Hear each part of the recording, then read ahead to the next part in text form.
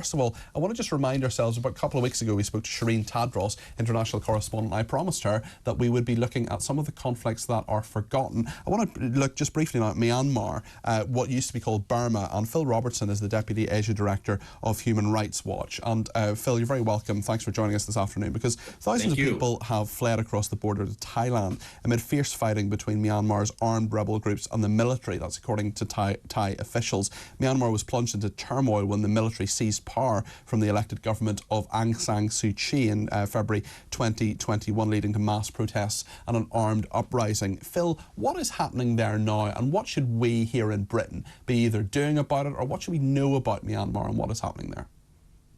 Well, thank you for having me on the show. It's very important to be talking about Burma or Myanmar. The situation, is getting much worse. I mean, the country has basically been plunged into civil war. This is a military which we have determined is committing crimes against humanity. It's committing massacres across the country as it tries to get back control of the country from the people who are resisting a military coup that happened 2 years ago in February.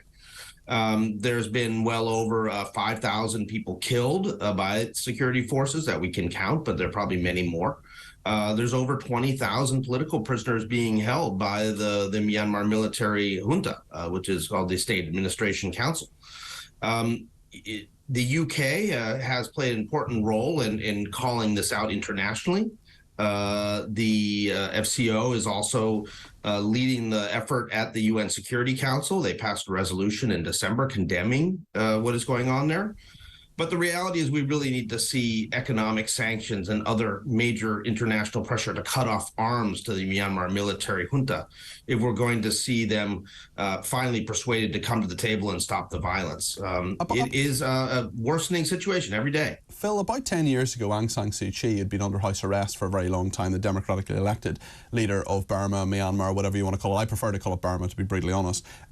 She is someone who was fated as a kind of Nelson Mandela character, a kind of international peacemaker. She was awarded the Nobel Peace Prize. She was fated she was given an honorary doctorate by Oxford University. She was in the UK for a visit. She met all sorts of leaders and was, she was someone who was really praised. And then, of course, the Rohingya Muslims issue came up, and she is someone who I believe is under house arrest again, or is in detention anyway at the moment. I mean, what about her role in all of this? Because she remains a very, very popular person within Burma. Well, she and her party won an election that was generally free and fair in November 2020. And she was set to take power on February 1st, 2021, when the military coup took place.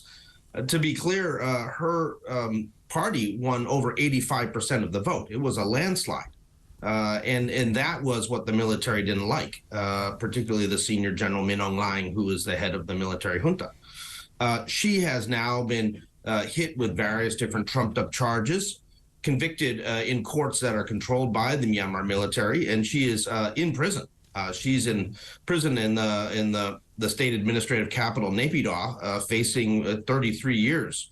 They have basically put her away long enough that I think that, well, they don't want to ever see her again. Yeah, she's quite old now as well, isn't she? She's in her 70s, I think, yeah. That's right. So I think, this is basically a life sentence for her. They have put her on ice. But she is very popular with the Burmese people. She has won 2 landslide elections in 2015 and 2020. She is seen by countries around the world, including Britain, as a legitimate leader of Myanmar. Okay. Phil, thank you very much indeed. That's Phil Robertson there, who's Deputy Asia Director of Human Rights Watch.